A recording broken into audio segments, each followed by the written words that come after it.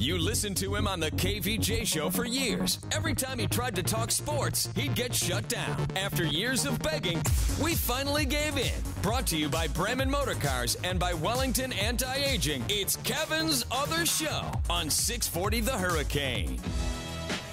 Here we go. Welcome to Monday. It is Kevin's Other Show. Back from a little day off on Friday. Ricky Bobby's taking the day off to stay home and vomit. Yeah, apparently. It's a nice little day. Yeah. Yep. So he says. So he says. So he says. Fun to wake up to those text messages this morning. I have a feeling he went out and got a little crazy for a World Cup weekend. You see Ricky Bobby just losing control over the World Cup? I could see it. Yeah, that would totally fit in with his M.O. Diener in here with me today. Did you spend any time watching the World Cup this weekend? A lot of time, actually. I did too. I did too. Okay, what did you like? What did you not like? What is confusing you? What is good? What is bad? Germany match confused me because Mexico won. That was a result that a lot of people did not see coming.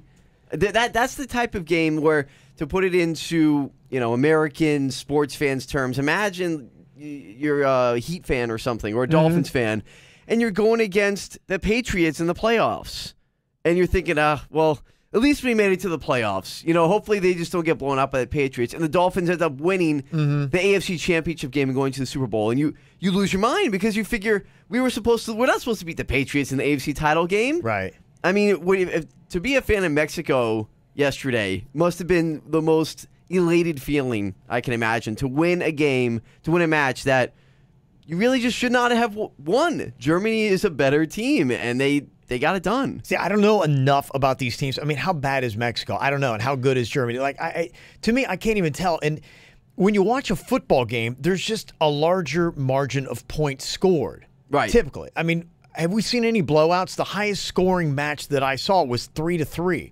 Like, so, to me, what is a blowout? Like, so are you shocked? Are you surprised? I know they were talking about what an upset it was, but I don't know enough about these teams to even know. I know people are freaking excited by this soccer, but I don't even know what it means. And what is a blowout in soccer?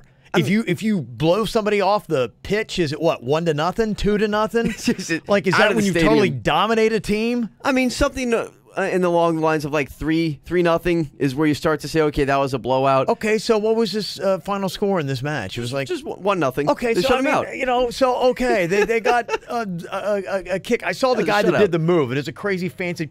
It was great. That part was awesome. But you watch any of these World Cup games, and then when you watch the highlights afterwards, it's really about 45 seconds of like, that was pretty awesome. That was a great kick. Oh, True. Cool, a header. I mean, I don't know. Look, I'm trying You're to figure this trying hard. out. I'm really trying to figure this out, and I get it. The world gets it. I don't. There's something about America. Everybody else on planet Earth gets soccer. Something about America. I'm struggling through it. I see the excitement in the stands. They're so excited. They're so pumped, and it's like contagious. You're like, it's kind of like one of those things. If you're in a crowd, everybody's excited. You're like, my gosh, they must know something I don't, so you get excited too. And you have no idea what's going on. I feel that way. I'm looking around. I'm just completely confused by like, okay, what am I being excited about here? There was You're still not sure? There was a kick. Who's that really hot dude that all the chicks love that's on that really good team? Ronaldo? Yes. Yes, on Portugal. Portugal. He had a kick that was like pretty awesome. There was like Incredible. a wall of men and somehow goes like boomer. He bend it like Beckham. It was like he boomeranged it around and into the goal. I'm like, that was pretty cool. I took that away from it. The one goal, and the great upset of Mexico over Germany. Right. That dude had some fancy footwork. I'm like, that was pretty awesome. There were two moments that wowed me over the entire weekend. That's about it. I mean, Argentina and Iceland didn't do anything for you? No? It was pretty big. Maybe I missed that. What happened in that one? I didn't see every single match. Well, you see, because what happens is when Ronaldo, it's always Ronaldo, Messi, Ronaldo. It's that back and forth. Who's the best player in the world? Okay, right? That's the way it's been for the past Where's 4 Messi years. from? Argentina. Argentina, okay. Right. So he's the main guy there. Do plays they have overseas. the flag that has 2 light blue strips and then white in the middle? Yep, and that little sun figure guy. Yeah, because I saw a car going down I-95 with an Argentine flag hanging out the trunk of it. And I'm like going, that's going to totally break free and stick to my windshield, and I'm going to flip my car. These are the things that concern me about the World Cup. That people get crazy. Yeah, and now I know who to blame. So I'll be going, it's a damn Argentine. That was them. Is the reason why I flipped my Jeep on 95. That's right. Okay. So that was them. So what happened with Messi? So they go up against Iceland, and it's funny because we spoke about Iceland, I think, on Thursday, that they were going to be the underdog. They're a really small country, their first World Cup ever. Yeah. You talk about a team that's not supposed to win or even compete in a match like that. It's Iceland. Okay. They're going against Argentina, one of the best teams in the nation, in the world. Okay. They lost to Germany in the final in the last World Cup. Okay, so they're right up there. They're considered right up one of the there. best. And Iceland ties them. They finished in a 1-1 tie because, as opposed to Ronaldo, who came through in the clutch and scored 3 goals and had a hat trick, Messi missed his free kick, this penalty kick, late in the game. And I think this is part of the problem because to them, you see a major victory when it's a tie. In American sports, we've pretty much fixed all of our sports that used to have ties. Right. College football used to have ties. The NFL used to have ties. You know, we unless it's a spring training game, we'll go to 25 innings in a baseball game to avoid a tie. So in America, ties are like kissing your sister. Right. It's once been said. And so we just can't stand ties. So when a country gets this excited, this is the announcer from Iceland losing his marbles over a tie. Gerist hér, Lionel Messi gegn Hannesi. Takk þetta Hannes. Messi, Hannes, já, og Banega með sendinguna. Þetta líka mér, Hannesson, Halldórsson, gleypir Messi í einum bita. Now that says Iceland announcer call, but that can't be Iceland. Yes. Because he's talking about Messi, right? He says Messi. But like Messi scored, right? And like that's not Icelandic. It's Messi missing the penalty kick. Oh, it got so blocked. He's speaking Icelandic? Because this sounds to me like it would be Argentinian. So no, that's Icelandic. This is what Icelandic is? That's what it sounds like. Gerist hér, Lionel Messi gegn Hannesi. Takk þetta Hannes. Messi. It's out of breath. What language? This is its own unique language? Like, what is it based off of? It's based off of some type of like Latvian derivative, and I think Finnish might be involved in there somewhere, but they got their own little set of rules. Okay, I'm trying to figure out world geography. This is the only time I concentrate on it is during the World Cup. Iceland. Okay, wait. Where's? Maybe I'm confused. Iceland and Greenland. What is that big ass country or that big ass island that's like right up by Canada? That's Greenland. Okay, then where's Iceland? Iceland is actually closer toward Russia. I believe our intern Zach was telling me like 10% of Iceland is actually part of Russia. Zach, you're responsible to teach us about world geography here. Where is this place? It's very far north in the Atlantic. It may actually be closer to England and to North America. Okay. But I meant that about 10% of Iceland's population is in Russia for the tournament. Oh, that's what it is. Oh, that's even more startling. 10% of the entire population is in Russia for the tournament. So that's how small the country is. Right. Yep. Okay. 355,000 people, I think you told me? Something like that. Maybe 340,000. So it's not so bad. I have no idea what the heck Iceland is. No. Okay. I'm gonna, because I need to see where this is. It's a very tiny country. And they went in there and they tied. Actually, it's funny. The announcer said after the match, he said Iceland beats Argentina 1-1. Because it's that big a result. To have a tie against Argentina for that team is incredible. Well, they look at it as a win. Yes. So the rest of the world is fine with ties. America, we can't stand it. Can't do it. We got to fix it. But you know what? If USA was in that position and they were up against Argentina, I would have been celebrating like the Dolphins just made the Super Bowl to tie Argentina. Yeah, I mean, there's no doubt. They go nuts. I mean, in that Mexico match, you probably saw, like in Mexico City, they were partying so hard they set off like an artificial earthquake. Yep, there was an earthquake. Yeah, so they go nuts. I mean, so crazy. Trust me, I'm trying to figure it out. I am like... You're making an effort. I am making a that. massive effort. I'm trying to get this. Hey, I get the party aspect of it. I mean, there's some cool stuff going on. You got that part down. Yeah. I'll tell you this. Iceland is, all right, so imagine this. You have England. We all pretty much know where England is. I got that one, yeah. So we got England. Yeah. And then if you go northwest into the middle of the Atlantic Ocean. Where nobody wants to be. Nobody is. It's in the middle of the ocean in between. Gosh, this sounds awful. In between England and Greenland. So I get why you're so jacked about soccer, because you've got nothing else going on. It's an frozen island nation. Gosh, that sounds horrible. There was one dude that wanted to go to the World Cup so bad. I'm trying to see what country he's from. He put on the equivalent of 55 pounds. Peru to try to get to handicap seating. Got to do it, man. I mean, that's hardcore. That is like dedication. Plunk on 55 extra LBs just to get tickets. Did he make it, Zach? Did he? Yes, he did. Okay, so it was worth it then. Well, that's winning. It was worth it. He got to go. Yeah, it's crazy. I mean, I like the excitement. We got all the way till July 15th, so I've got a month again to try to figure it out. But then in 4 years, I'm going to forget everything I learned about the World Cup, and then in 4 years, I got to try to learn it all over again. Just listen back to this. Okay. Coming up here in a minute. Did you guys watch the U.S. Open at all this weekend? Not as much as the World Cup, no. Really? World Cup won out for you? It did. Okay. You can make fun of me for that in the next one if you want to. Next go around here. Okay, well, good news. South Florida guys were all over it. We'll talk about that coming up here in just a couple of minutes. And did you hear the dirty talk that was going on? I'll let you know what was said next. Get Kevin's other show whenever the hell you want on YouTube and at 640thehurricane.com.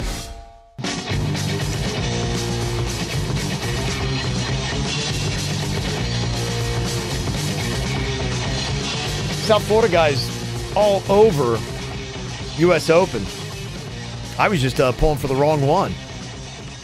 There was a few, though. Yeah, Dustin Johnson was up there, and I was watching him. Then Saturday, he just completely fell apart. Well, not completely. I mean, I think he lost like 7 strokes, something like that, on Saturday, and then he just battled to try to stay in it on Sunday, and it wasn't enough. Bruce Koepka, back-to-back repeat winners. First time U.S. Open champ's done that in 29 years. It's pretty impressive for him. He is a West Palm Beach guy. Cardinal Newman? Yeah, right? Cardinal Newman. He went to Florida State, so he's got a lot of local going on there. And, I mean, there's a lot of guys. I mean, Tiger Woods was in it. Just Dustin Johnson. Let me see. Who else? There's one other guy. Who was it? You got Ricky Fowler. He's a Palm Beach County dude. He was in there. He finished strong. He had a 5-under yesterday, but he ended up in a share of 20th place. He was 11 over. There were some disastrous scores. No, I was going to say, I mean, didn't Brooks win with like 2 over par or somewhere in there, right? Was it 1 over? Yeah, was 1 over? Was it 1 over he won it with? At 1 over. Yeah, I mean, the scores were just crazy, and they were really complaining about the course, just said it was too fast. They tried to wet it down a little bit, I think, for Sunday. But, I mean, honestly, is it me, or did that course look like crap? No. I mean, it's not very green. I'm really surprised. Like, do they not have a sprinkler system there? And it's just so funny because they make a concentrated effort, like during the Masters. Yeah. They put in like all these nice noises and they make sure Masters it's immaculate. Is gorgeous, yeah. And you go to someplace like that, and it looks like a Sandalfoot golf course in Boca Raton. Like, what are we doing here? It looked like the par 3 course I grew up with in Logan, Ohio. Like, it really was so unimpressive. I was like, I get it, but I guess for other reasons they were complaining. Phil Mickelson, you could tell he had it. I think going into it, for him, every year it's tougher to play the U.S. Open than any other tournament because that's the last one that eludes him in the Grand Slam. And I think there's only like 6 golfers that have won every single major tournament.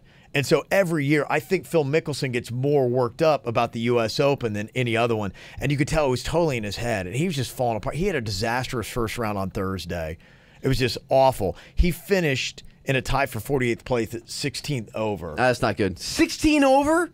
Yeah, 16 over. Gosh. And then you saw the shot that, oh my gosh, everybody's losing their mind over. He putted the ball way too hard. And he did that whole move you do when you're frustrated at putt-putt and you overshoot the hole and you jump over to the other side and you stop it and then just hit it and while it's still in motion. We've all done it. It's just great. I love what's a scandal in golf. Like this, he might as well just whipped it out right there on the green. I think they would have been less horrified with what Phil Mickelson did. The look on your face, Curtis Strange, when I just looked at you, and I mean, we didn't know that was coming. What? That was jarring. I've never seen anything like that from a world-class player in my life. Look at Beef looking at him. Andrew Johnston's looking at him like, what was that? Oh, no. And I know right now, looking at him, he's probably saying, what in the world did I just do? That's the most out of character I've ever seen Phil Mickelson. Oh, my gosh. He's putted bad enough that I think he just snapped at how bad his speed was on that putt. He just snapped. Yeah, so he's having an awful tournament. He's frustrated. He wants to snap his club over his leg. I get it. If you had just played that sound, like we had no backstory to it, we didn't talk about, you know, he was hitting the ball because he hit it too hard. If you would play that sound on its own, you would. Somebody listening would think that he just went into the crowd and maybe hit somebody with a golf club or took a weapon out and I would chased think somebody down. He was peeing behind a tree and somebody caught him with his dong out. And that was totally it. They're like, I can't believe it. I'm shook. They're using the words jarring and never seen anything like this. Right. And they sound so angry. And then the thing that was jarring, got no attention at all. I don't know if anybody checked this out. It was on Friday, right about 1:45 p.m. Joe Buck had set up a shot from Patrick Reed. And I don't know where this audio necessarily came from. I don't know if something bled in or what was going on. This is so weird. It was so dirty, I can't even really... We can't play it. No, I can't play it, and I really can't even breaking it down. I mean, basically, there are two guys talking. Guy one says, yeah, she's hot. Guy two says, yeah, we were basically doing it so hard, I headbutted her head. And guy one says, sure. And then he said, I smacked her down. Yeah. I mean, and that happens. That's like stunning. That's stunning. That's jarring. They don't even reference that audio, but Phil Mickelson hitting a ball on the green while it's still in motion. Shocking, shuddering. Shocked the golf world. Unbelievable. We can't believe it. That nothing. I just like what they decide to comment on is unbelievable to me. I mean, all you had was I think Fox came out with an apology that said we're sorry the audio got out. That's it. That was it. But there's no explanation. Like, what happened? It's so weird. Where did weird. this come from? They have no idea. Who's having that conversation at a golf tournament? Right. Really? I have no idea. Somebody's, I don't know, they're talking about the night before. Yeah, they said what Phil Mickelson did was a complete embarrassment for the game. Here's what Phil said. If somebody's offended by that, I apologize to them, but toughen up because this is this is not meant that way. It's just simply I just wanted to get on to the next hole, and I didn't see that happening at the time. I'm gladly take my 2 strokes and move on. Good for him. Yes. You shouldn't apologize for that. Totally agree. I just love, though, how he started to apologize, but then he's like, you know what, screw all of you. Yeah. I think anybody who's still holding on, hoping that Tiger Woods is going to show some of his greatness. I mean, again, we just need to start writing him off. And here's the thing, too. I think golf is still exciting, but you're seeing a whole new young breed coming in there. And you're seeing the same – I mean, Dustin Johnson won last week. He's right up there. And the cool thing for us in South Florida, a lot of these guys live in Palm Beach County. Right. So, to me, if I had to trade a Tiger return back to dominance or seeing Palm Beach County guys, a young new breed – making golf exciting, I think I'm going to go with the latter. I refuse to give up. I won't do it. He's going to come back. He's going to come back, Kev. I don't know, dude. It's bad. I mean, it's just bad. It is. I don't want to give up on him, though, because I want to see this story. It's not like I'm a Tiger Woods fanboy. It's just I'm a fan of a really compelling story. And him coming back and winning a major would be extremely compelling. It would be, all that anybody's talking about if that were to happen. I'd say probably the other thing that I hear a lot of people talking about is, as we expected, where is LeBron going? Kawhi Leonard, is he going to be going to the Lakers with LeBron? Is Paul George going to be going with them? Oh, yeah, it's all happening. That seems to be some of the chatter that is going down. Everybody's got their own picks on what they think is going to be happening. Brian Windhorst, though, who just is all up LeBron's butt. Can't stand that guy. He says, I know a lot of people are assuming that these guys are all going to end up on the Lakers, but he said he thinks it's a long shot. You know what? With Brian, I can't stand Brian Windhorst in his reporting. He's just, all he is a LeBron James mouthpiece. He's a propaganda artist is what he is. You think LeBron feeds him stuff, though? And so is that something we should believe? Or is LeBron playing Brian Windhorst, putting out there what he wants, trying to create a little bit more drama? Well, all I'm going to say is that Brian Windhorst was the one who came out after the finals game and acted like he was withholding this LeBron broken hand situation because he couldn't report it because they didn't want it to get out. Obviously, from what we saw, LeBron's hand wasn't that bad. He's doing push-ups. He's giving his sons high fives after the game and everything. Windhorst is in his pocket. So if something, they want a certain narrative to get out, Windhorst he's like the propaganda minister of the LeBron James camp is what he is. I think so, too. Right? Yeah, that's what it seems like. What does he want you to believe about LeBron? Could he possibly stay in Cleveland? They're apparently reaching out to Kawhi Leonard, too. They are. Now, is that to keep LeBron, or are they trying to replace LeBron because they know he's going to be leaving? LeBron was in Miami right before the finals. We found out from UD. That's right. Does that mean anything? Probably not, because, again, just looking at the math like we broke down last week, it's not realistically going to happen in Miami. The only way it can happen in Miami, and they have assets to trade. The Heat have assets to trade for Kawhi Leonard if they want to do it. You got guys like Dragic and Bam and Justice Winslow, and they could actually get Patty Mills in the same trade. So if it happens, then maybe they can entice LeBron to come down here. But Kawhi wants to go to the Lakers, and the fact of the matter no way is, they get both. You're trying to allude that the Heat get both. There's no way. Yeah, let's go. Zero chance. Let's do it. Come on. The Heat right now are $18 million over the cap. That's fine. They'll work it out. $18 million. They're going to work it out. They can do it. They're going to cut 8 guys or trade them, and no one wants to trade for anybody they got on their roster. So why are you going to ruin my dreams? I'm just telling you, man. There's no way, because you're going to get some people actually hyped, and they're going to be pissed when it doesn't happen. I know. Coming up here in a couple of minutes, baseball is in trouble, and I've talked about this. The 5 ways, if I became the commissioner, I would fix baseball overnight. I'll break them down for you next. Be part of the show on Twitter at 640 The Hurricane, hashtag Kevin's Other Show.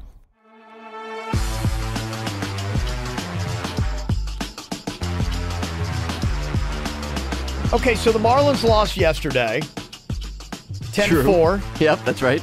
Against pretty much the worst team in all of baseball. They are the worst team. Yeah. Yep.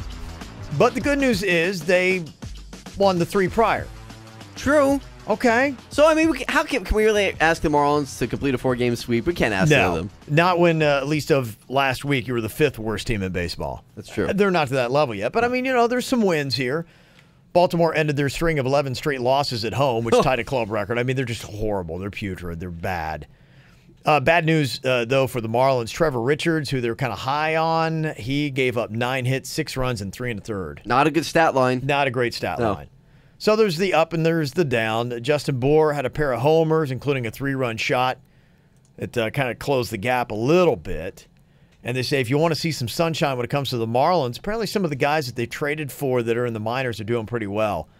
Sandy Alcantara, they say, is doing pretty good. He was the one they got with the Cardinals in the trade with Ozuna. They say he's throwing heat. He's looking pretty decent. His last 6 starts, he's down to a 3.76 ERA.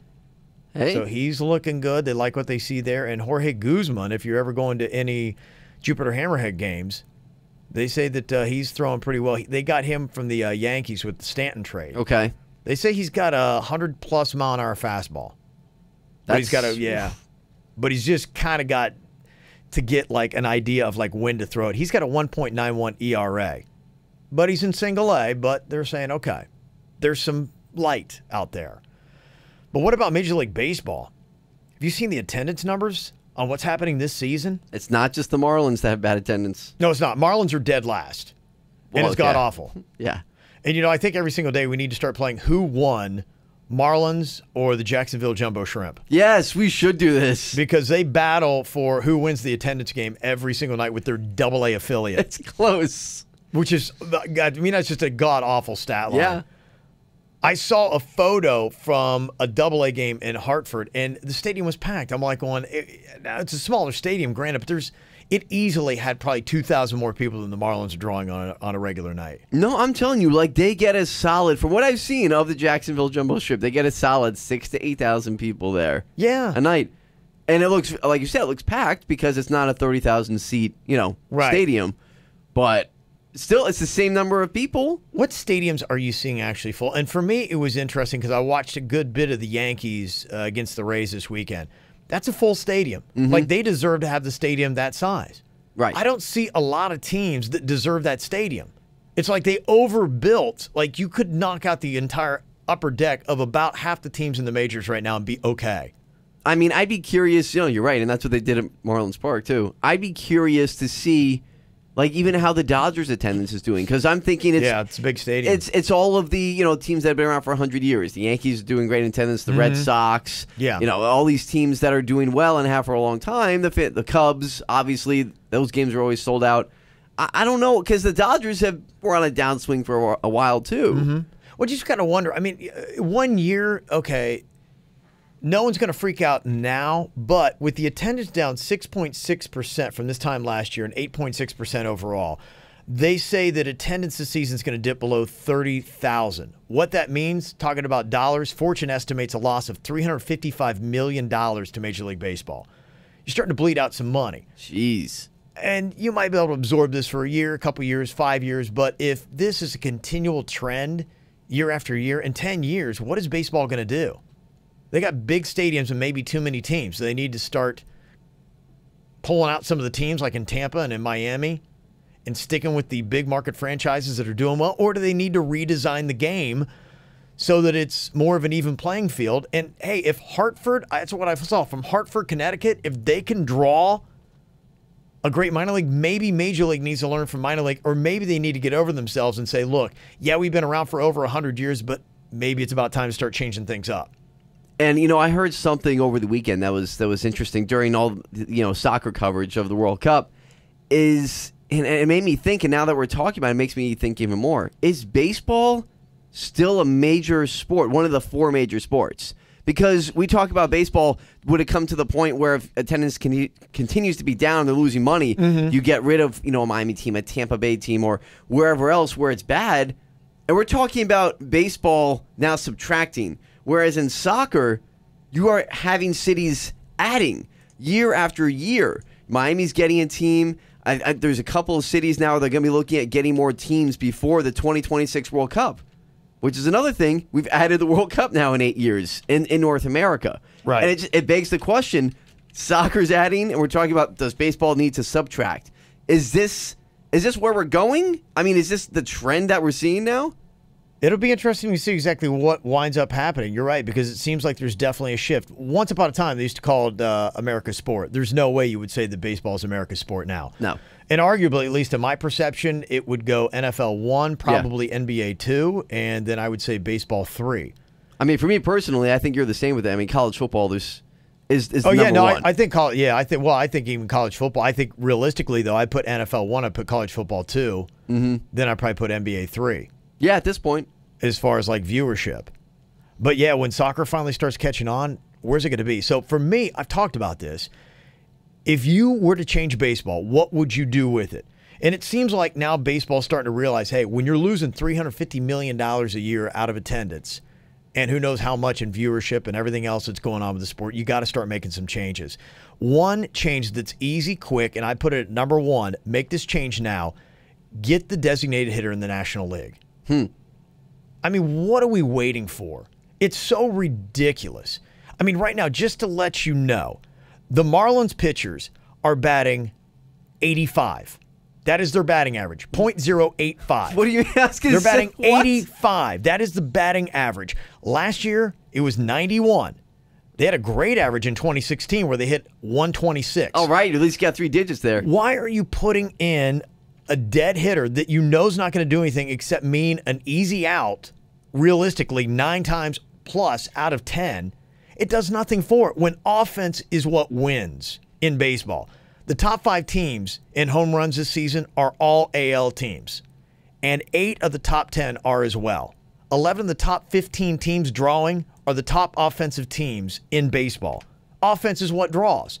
So why would you not immediately, if you're the National League, put the designated hitter in there? So this is one of your main problems, because I know we talked about this before. Make you like the czar of baseball for like a week and just let you fix the game. These are my 5 immediate changes. 1, DH in the National League. More offense means more revenue, which means more spending power, which means better teams, a better product. Makes sense. They say 6 of the 10 teams in offense also happen to be 6 of the 10 teams in attendance. So there is a direct correlation with offense and attendance. Want to boost up the attendance? DH has got to go right into the National League. 2, regulate the fence lengths across the league. We talked about that. Right. You know, if you're going to actually keep records and all this kind of stuff, because look, the Marlins' attendance is dead last in the majors. Their ballpark is also one of the hardest to hit home runs out of. Now, not to say there's a correlation, there's other factors there, but it doesn't help. You know, if you put the Marlins fences at 150 feet and you're jacking out 10 home runs a game, they might get more people in there. Just saying. Computer calls for balls and strikes. Why do you still leave that up to umpires who make the wrong call, and you're sitting there going, that clearly was a ball, that clearly was a strike? So just take the umpire out of the equation. Why wouldn't you? Just have them with an earpiece in, they say, that's a ball, that's a strike, and you just call it. There's no doubt it's a no-brainer situation. Yeah, makes sense. Why leave it up to human error? Shorter season, longer playoffs. I already talked about that. Absolutely. If you're playing in snow, you've got a problem. Yes. Baseball's not meant for that. Also, I would salary cap and put an end to the luxury tax because you look at other sports that have it. You look at football, you don't know year in and year out, aside from the Patriots, who's going to be in the Super Bowl. Mm-hmm. You know, it makes it a lot more exciting when you've actually got some change and it's not always the Yankees and the Red Sox at the top. That's just my thought. And this is the one where it gets crazy. I'm going to give you a bonus one. I like it. Consider bringing in the bases by 5 feet. Interesting. You increase the short game. There's more strategy involved, more offense, and we know more offense brings in more attendance. You are a revolutionary, sir. I'm telling you, that's my changes right there. Huh. Coming up in a couple of minutes, what would you be more scared of? A python or a bobcat? It's easy. I'll tell you which one to be aware of next. Think Loria did a bad job? Wait till you hear this crap. It's Kevin's Other Show on 640 The Hurricane. What scares you more, Diener? Okay. A big old 23-foot python? Okay. Or a rabid bobcat? Ooh. Bobcats are kind of small. See, the size is what gets me. So I feel like if I see a rabid bobcat, I'm kind of just looking at like a bigger version of a house cat. Sharp teeth, though. Yes. And claws. Crazy sharp teeth. And you did say rabid. So I don't like the thought of rabies. That's what, yeah, if it's a regular bobcat, you never know. It might roll over and you can scritch it. But this one's rabid and it's pissed. I'm going to go with the rabid bobcat. It might be a little bit of an upset there. But just because if the bobcat's angry, yeah, you know he's coming at you and he's got rabies. The python, he's huge. He might eat you, but you can at least get away if you see him. I kind of would think that too. Right? There are some elements. You're right. That's why typically you got to talk it out. Like, you got to figure this out here. Rabid bobcat's going to be quick. They can jump. Right. Now, a python can strike and get you, but it seems like it's going to be slower moving. I like my chances. You would think so. But the right answer, go with the rabid bobcat. At least according to a couple stories from over the weekend. There was a woman in Georgia that was attacked by a rabid bobcat, and she alone with her bare hands choked this thing out. Took it. It's like Davy Crockett. It's amazing. She choked the life right out of this thing. Wow. Oh, so it's dead. Like the thing's dead. Gone, yeah. She killed it dead. So she takes this bobcat. This thing attacks her. I think it was in her driveway, if I remember this story correctly. Something like that, yeah. She was like putting a bumper sticker on her car, and this bobcat comes out of nowhere. How does that even happen, by the way? Why is there a rabid bobcat just coming out of nowhere? Where do you live that this thing is jumping on your head when you're in your driveway? She's in Georgia. Okay, well, there's crazy creatures in the woods there. So she must be close to somewhere in the vicinity of one of those wooded areas in Georgia. Okay, so what would you rather face? A rabid bobcat or a pissed-off redneck woman from Georgia? Yeah, the bobcat. Yeah. You'd rather face the bobcat? Absolutely. I mean, she's going to take out a rabid bobcat and not even think about it? Just choke the life out of that thing? Killed it. Well, you know what she would do to me if she killed the bobcat with her bare hands? Imagine, I'm frail. She would snap you in half, Diener. That's what I'm saying. You stand no chance. No. The python is what you don't want to face. This 54-year-old woman in Indonesia over the weekend, she's doing some nighttime gardening because the next day, all they find is her sandals and a flashlight. So, oh, no. And you know you're a hardcore gardener when you got to garden in the middle of the night. Yeah, there's got to be something going on there. But it's a bad idea because you got 23-foot pythons lurking in the weeds. It apparently snagged her, took her out. They found her in the belly of the snake. The snake ate her. Yeah. That has got to be that's such a bad way to go. I mean, you got eaten by a snake. That's tough. Do you get strangled first? I think they bite? I think what it is, I think they actually do have teeth. Now, they're not venomous, but they'll latch on. So that's going to be a bad ride. Yeah. That's going to be awful there. Because, I mean, you've been gardening, so you're not in an amped up state of aggravation. You're in a very peaceful mood.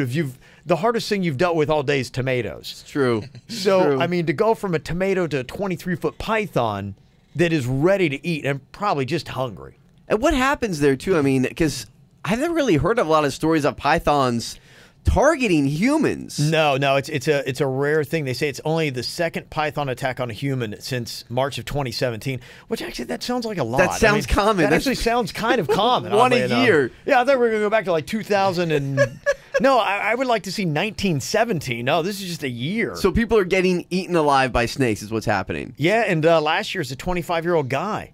He was swallowed whole. Oh, gosh. So he wasn't even constricted first? I mean, well, no, but I don't think they snap you in half. I think they just choke you out. Yes, Yeah. I think they bite you and then they wrap around your neck and then choke you out. Yeah, from what I know about snakes, what I learned from the crocodile hunter growing up is that they latch on, they spin you around, they squeeze the life out of you, and then they eat you once you have breathed your last breath. Gosh, that's just a tough way to go. That's rough, man. 23-foot python or a gator? Ooh. We had the gator last week. That's true. That's right. Woman down here, right? Yeah.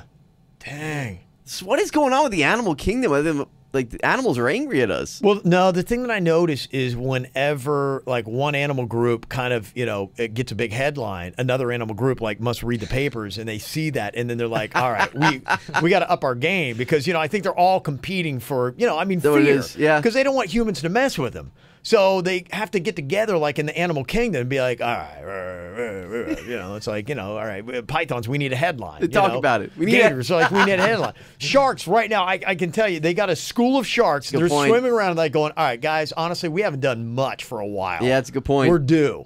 It's true. People are like not afraid of us. They're afraid of gators now. They're afraid of pythons. They're afraid of rabid bobcats and redneck women from Georgia. Most. We don't have any headlines. It's true. Sharks right now are working on it, trust me. Shark Week is coming up soon, too. It is. Well, that's the only publicity they're getting. And they realize, guys, we've been relegated to Shark Week. They're waiting for that. And it's like forced attention. We need to do something to get somebody's attention right now.